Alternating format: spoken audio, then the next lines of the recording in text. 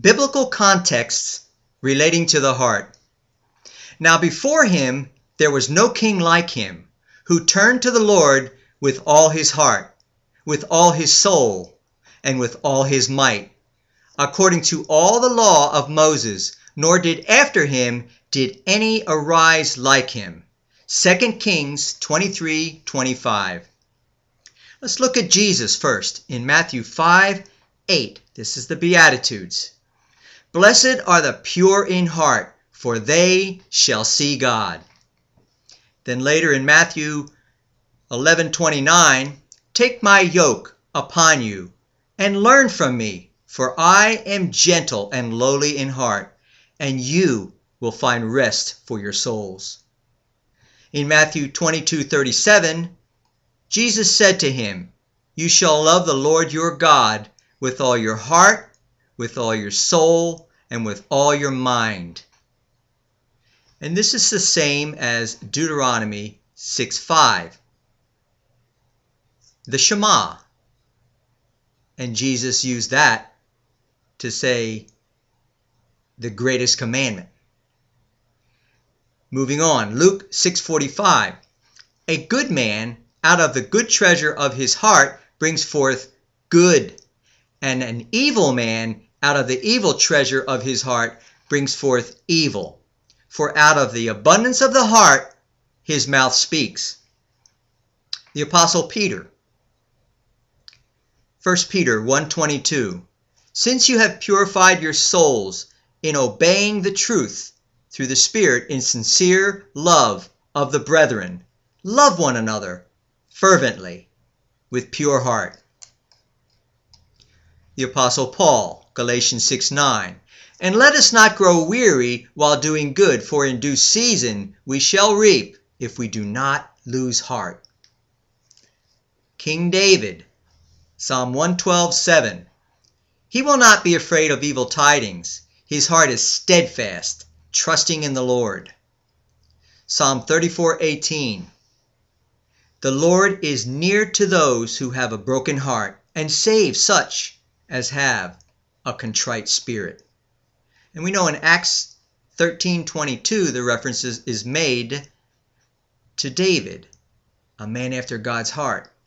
And when he had removed him, he raised up for them David as king, to whom also he gave testimony and said, I have found David, the son of Jesse, a man after my own heart, who will do all my will.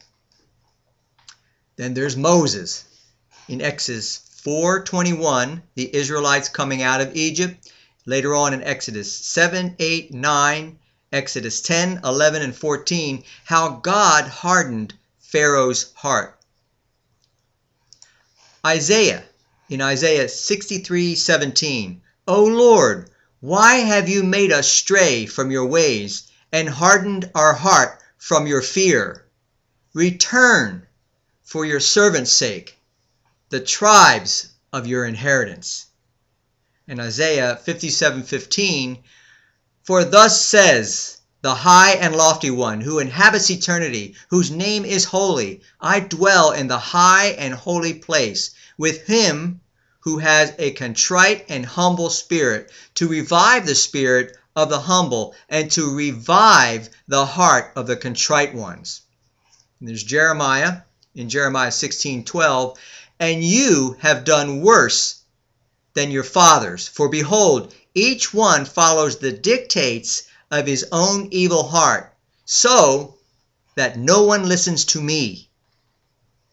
You know that Jeremiah was dealing with the disobedient children of Israel throughout his ministry. And in Jeremiah 17:9, the heart is deceitful above all things and desperately wicked. Who can know it? Now here's Josiah. I quoted the scripture at the beginning of this video. That's about him. We know that there were good kings. Jehoshaphat, David, Jehoshaphat, the father Asa, And then there was Hezekiah, who was Josiah's grandfather. But this is what's said about Josiah in 2 Kings 23:25. Now before him there was no king like him, who turned to the Lord with all his heart, with all his soul, and with all his might, according to all the law of Moses, nor after him did any arise like him. Remember, this was one of the boy kings. The other one was this Josiah, and then there was the other boy king. But this boy king, 8 years old, reigned for 20-some years. Found the book of the law was found, and they obeyed the law, and this was a great king.